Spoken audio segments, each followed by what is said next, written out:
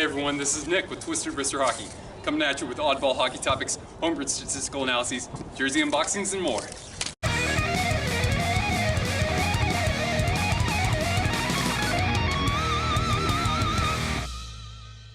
Hey there, Twisters. Welcome to part one of my four-part series of NHL arena history. Today I'm going to be talking about the arenas that are associated with the Atlantic Division teams. Now, because I have four original six teams to talk about, these guys right here, this is probably going to be my longest video of the series, so I figured I'd get it out of the way. Now, if there's a particular team that you're interested in learning more about, you can check the comments below because I have some timestamps. That will come in handy, I hope.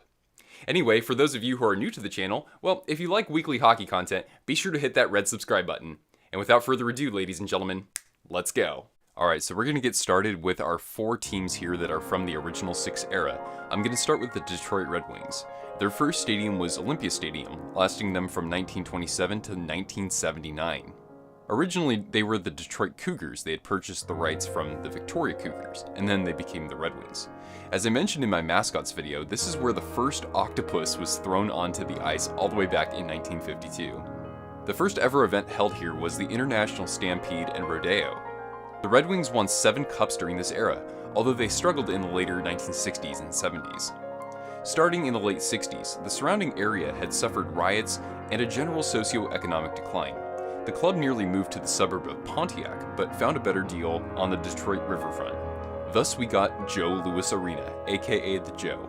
The Joe was around from 79 all the way until 2017. At the time it was the second oldest hockey venue after Madison Square Garden. In its first season, the Joe hosted the NHL All-Star Game to a record 21,000 attendees. In 1980 it hosted the Republican National Convention, a period that saw Ronald Reagan emerge as president, and he stayed on for 2 terms. In 1987, the Joe became the first American venue to host the NHL Draft. The entrance of the stadium featured a statue of who else? Mr. Hockey, Gordie Howe. As historic as the venue is, Gordie Howe actually never played a game as a Red Wing here. The Red Wings won the Stanley Cup inside the Joe in 1997, capping off a sweep of the Philadelphia Flyers. And in 2002, they defeated the Carolina Hurricanes 4-1 in Carolina's first ever Cup Finals appearance. And since 2017, the Red Wings have played at Little Caesars Arena. It is also the home of the Detroit Pistons. It was architected by the firm HOK, who also constructed Nationwide Arena in Columbus, Stockton Arena, which is home of the AHL's Stockton Thunder, and very notably, FC Barcelona's stadium. It won Sports Facility of the Year at the 2018 Sports Business Awards. It hosted the 2019 US Figure Skating Championships. And in 2020, it will host the NCAA Men's Frozen Four. Next up, I'll talk about the Montreal Canadiens. They got started in 1920 by playing at the Mount Royal Arena. In the early days of indoor hockey, there were no machines to freeze the ice surface.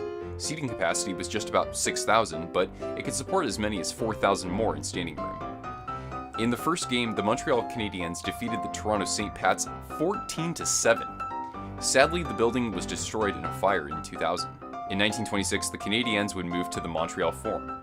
Now, the Forum hosted not just them, but also the Montreal Maroons from 1924 to 1938. It was built by the Canadian Arena Company in just 159 days. That's not even 6 months. Initial seating capacity was around 9,300, but by 1996 it had grown to about 16.3 thousand. During this era, the Canadiens won 22 of their 24 Stanley Cups, and the Montreal Maroons actually won 2 themselves. In 1937, the Forum held its only funeral, honoring the legendary Howie Morenz. Morenz had broken his leg in a game, and during his recovery in the hospital he suffered a coronary embolism and tragically passed away. His number was the first ever retired by the Canadiens. The Forum crowds witnessed only 2 visiting teams win the Stanley Cup in their building: the Rangers, who defeated the Maroons in 1928, and the Calgary Flames, who beat the Canadiens in 1989. The Forum hosted the Memorial Cup for junior Canadian hockey 6 times, and in its last year, 1996, a tremendous ceremony took place. Several Canadiens legends were presented, including Maurice Richard, who received a 16-minute standing ovation.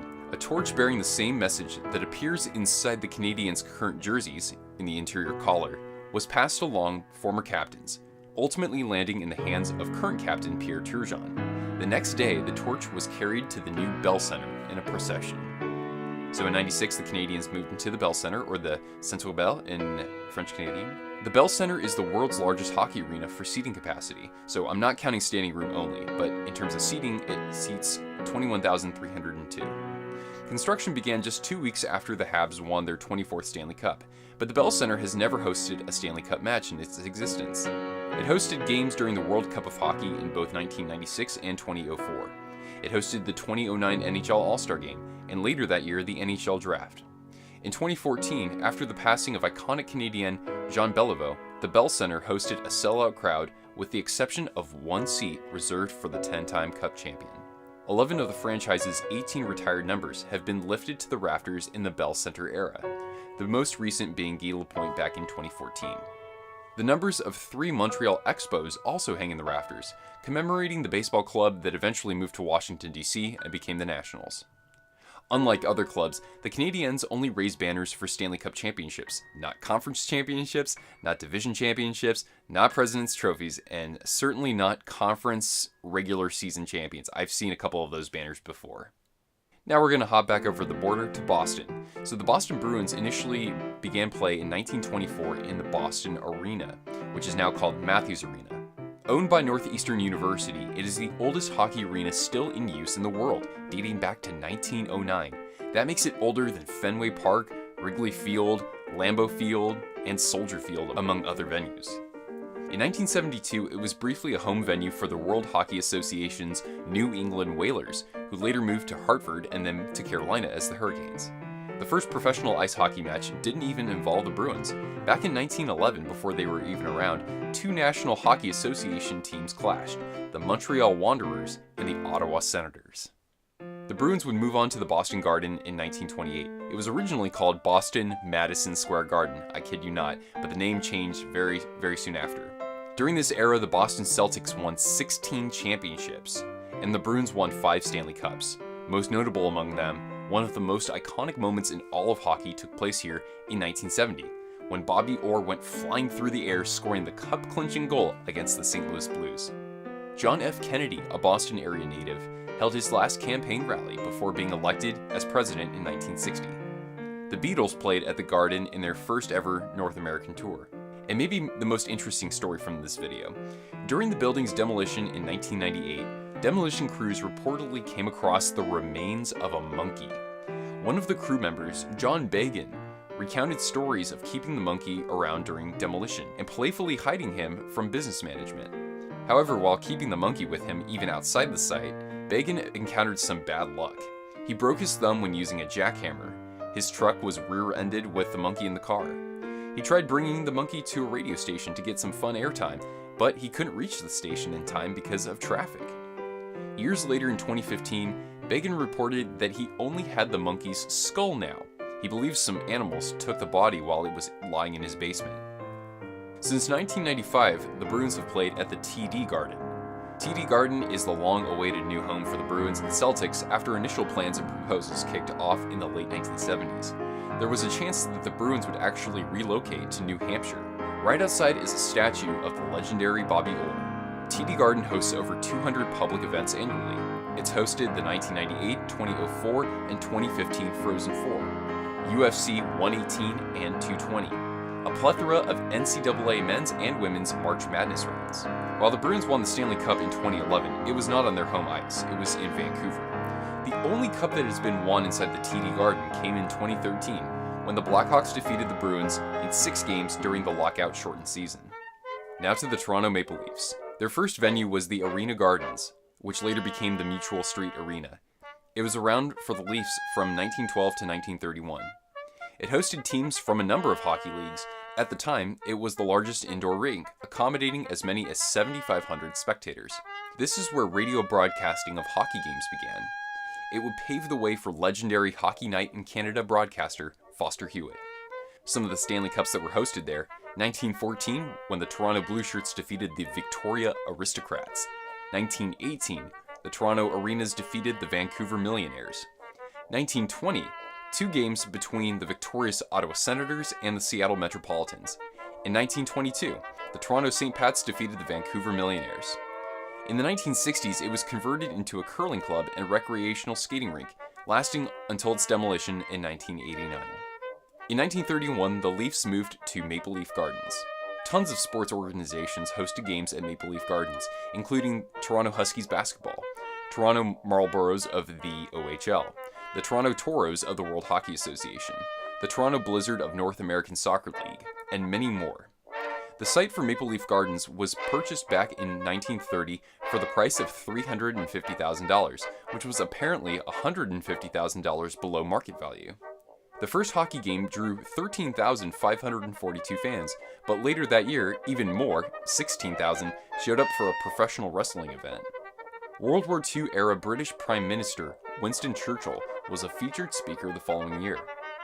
In 1934, Maple Leaf Gardens hosted a benefit for longtime NHL veteran Ace Bailey, who had suffered a career-ending head injury. This was, in a sense, the NHL's first All-Star game.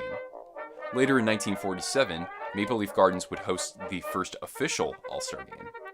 From 1932 to 1967, the Maple Leafs won 11 Stanley Cups, playing many of those final matches in the Gardens. In 1972, the arena hosted 4 of the 8 games in the infamous Summit Series between Canada and the then USSR. Overall, Canada won 4 matches, the USSR won 3, and they tied once, although Canada did win 3 of the last 4 games, which were in Moscow. There's so much more I could share about this place, but I'll end with the 2007 designation of a National Historic Site of Canada by the Historic Sites and Monuments Board of Canada. Since '99, the Maple Leafs have played at Scotiabank Arena, that's what it's called now. The same arena hosts the Toronto Raptors and the Toronto Rock of National Lacrosse League, along with some Toronto Marlies games. In 2014, the club began unveiling a group of statues called Legends Row, featuring prominent players such as Matt Sundin, Tim Horton, Red Kelly, Frank Mahovlich, Dave Keon, and others. In 2018, Scotiabank became the building sponsor in a 20-year agreement worth approximately, in Canadian dollars, $800 million. Scotiabank Arena has hosted the 2016 World Cup of Hockey, along with 2004's championship game. It hosted games of the 2015 and 2017 World Junior Ice Hockey Championships. It hosted the 2000 NHL All-Star Game.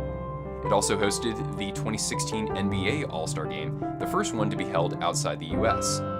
It hosted the 2017 Invictus Games, a series of competitions for the wounded, injured, or sick armed services personnel and veterans. It has also hosted major esports competitions, most notably the 2016 Summer North America Championship Series for League of Legends. God, that was a mouthful. Alright, so now we're going to go as far south as we can go, all the way down to Florida. So we'll talk about the Florida Panthers. Their first arena was Miami Arena from 1993 to 1998. It was open for only 20 years, but it hosted many teams besides the Panthers, including the Miami Heat for 11 years, the Miami Matadors of the ECHL, the Miami Morays, which was an indoor football team, the Miami Manatees of the World Hockey Association 2, and I can't believe I'm saying this, but the Miami Hooters of the Arena Football League. Miami Arena is where the Colorado Avalanche won its first Stanley Cup. Although you have to give kudos to the Panthers, who went on an improbable run in just their 3rd season as a franchise. It was in this season that we got to witness fans throwing plastic rats onto the ice. Since 1998, the Panthers have played at the BB&T Center, at least that's what it's called now. It was almost entirely publicly funded.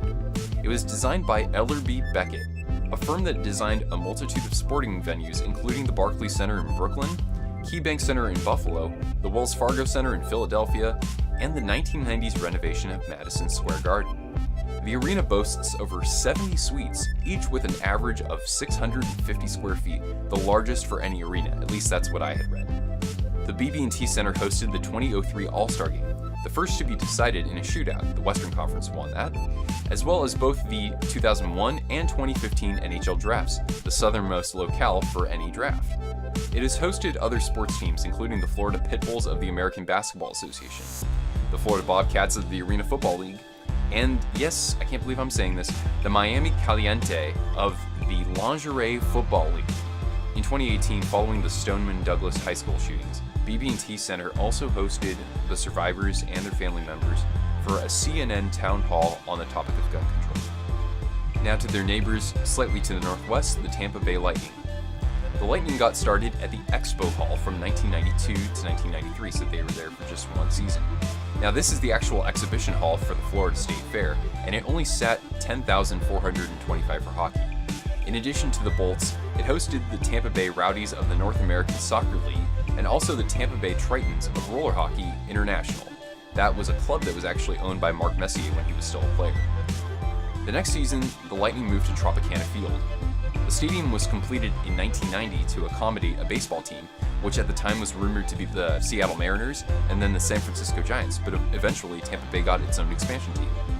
It was originally called the Thunderdome during the Lightning's occupancy. It was located in the adjacent city of St. Petersburg. Because of the large venue, the Lightning at one point drew record crowds, their largest being 25,945. That's pretty big. It's now the home of the Tampa Bay Rays, and at one point the Tampa Bay Storm of the Arena Football League. I believe it's the only baseball stadium to have ever hosted an NHL team for a full season. Correct me if I'm wrong though. Since 1996, the Lightning have played at Amalie Arena, originally called, I can't believe this, the Ice Palace. Now, it was funded jointly by the Lightning and the City of Tampa for just $139 million. In his second to last season, the all-time leader in power play goals, Dave Andreychuk, or at least until Ovechkin breaks that, won his first Stanley Cup along with Vincent Lecavalier, Martin St. Louis, Nikolai Hobby-Bulin, and more, defeating the Calgary Flames in 7 games. It has hosted the NHL All-Star Game twice, once in 1999 and once in 2018. It's hosted the Women's Final Four for basketball in 2008, 2015, and this year in 2019. But most surprisingly, Amalie Arena has hosted 2 Frozen Four tournaments in 2012 and 2016. The closest participating team was the University of Alabama in Huntsville. Now back to the Niagara Falls region, let's talk about the Buffalo Sabres. So their first stadium was Memorial Auditorium, which lasted them from 1970 to 1996. The arena actually opened in 1940. It hosted a number of teams, including the AHL's Buffalo Bisons from 1940 to 1970. It drove approximately 1.3 million visitors in its first year of operation, with events including auto shows, roller skating, circuses, and even dog shows. Upon the Sabres' arrival in 1970, the venue began a process of increasing seating capacity from 10,449 to 15,360 just over a year later. The focal point of this expansion was raising the roof by 24 feet. The Sabres reached the Cup Finals once in 1975, but fell at home in Game 6 to Bobby Clarke's Philadelphia Flyers. That said, the auditorium welcomed 5 Calder Cup championships for the Buffalo Bisons, the last coming in their final season. In 1982, Wayne Gretzky made history at the auditorium when he broke Phil Esposito's record for goals in a season, which was then 76. It wasn't Wayne's only goal of the night though. He scored a natural hat trick. Since 1996, the Sabres have played at KeyBank Center. In its inaugural season, the Jumbotron actually crashed onto the ice merely minutes after morning practice, and hours before the scheduled game that was later postponed. Fortunately, no one was injured. It has hosted several other sports teams, including the Buffalo Bandits of National Lacrosse League, the Buffalo Destroyers of the Arena Football League, the Buffalo Blizzard of the National Professional Soccer League No. 2, and a roller hockey international club literally called the Buffalo Wings. The AHL Rochester Americans played here during the 2012 lockout, and they still play games here occasionally. KeyBank Center also hosted the 2003 Frozen Four, the 2010 World Junior Championships, and in 2014 it hosted an OHL game featuring the Erie Otters and this one player that ended up going to the NHL named Connor McDavid. KeyBank Center hosted the 1998 and 2016 NHL Draft. The arena was also a bid for the Vancouver Grizzlies of the NBA to relocate, but they eventually chose Memphis. For the second time in franchise history, the Sabres advanced to the Stanley Cup Finals in 1999. They fell to the Dallas Stars in 6 games on home ice, losing on a controversial goal in which Brett Hull was in the crease. And last of all, but not by intention, the Ottawa Senators. So they started in 1992 at TD Place Arena, which was called the Ottawa Civic Center. It opened up in 1967 and hosted the Senators for 3 seasons. It's the home of the Ottawa 67s, who have won Memorial Cups in 1984 and when they were the host team in 1999. In 1976, TD Place Arena hosted the first ever Canada Cup game. Canada beat Finland handedly, 11-2. It briefly hosted 2 teams in the World Hockey Association, first the Ottawa Nationals and then the Ottawa Civics in the 1970s. The old Civic Center hosted the first ever IIHF World's Women Championships in 1990. Light years ahead of most women's hockey programs, the Canadiens had little struggle in winning the gold medal, defeating the United States 5-2. The venue is also frequently used for figure skating championships. World Figure Skating Championships have been held here in 1978 and 1984, and decades later, it's still the home of the Canada Figure Skating Championships. Since 1996, the Senators have been playing at the Canadian Tire Centre. It's located in the western suburb of Canada and opened in 1996 as the Palladium. Now, while TD Place Arena was being renovated for the Ottawa 67s, the club actually played here at the Canadian Tire Centre. The Senators have made several playoff runs, their best coming in 2007, when they reached the Stanley Cup Finals. They lost to the Anaheim Ducks in Game 5 in Anaheim. Canadian Tire Centre has also hosted the 2009 World Juniors, the 2013 Women's World Hockey Championships, and the 2012 NHL All-Star Game. Several times it has held the Canadian University Basketball Championship. It hosted the 2008 NHL Draft, and that was the year that the Senators actually selected Erik Karlsson. And lastly, the Canadian Tire Centre was the site of Wayne Gretzky's last NHL game against a Canadian team. Alright everyone, well first of all, thank you for making it to the end of this video. I hope that you enjoyed that, and that I didn't miss too many of the big stories from these arenas. If I did, let me know in the comments below if there's anything else interesting that you recall. Let me know also which of these arenas you've been to, or which one you want to go to the most. Now, next up in my series will be the Central Division arenas, so be sure to stay tuned for that. If you enjoyed this video, give it a like, and if you haven't already, please consider subscribing to the channel. I'm putting out weekly content on oddball hockey topics, homebrewed statistical analyses, jersey unboxings, and more. This has been Nick with Twisted Wrister Hockey. Thanks for tuning in, everyone, and I hope to see you again soon.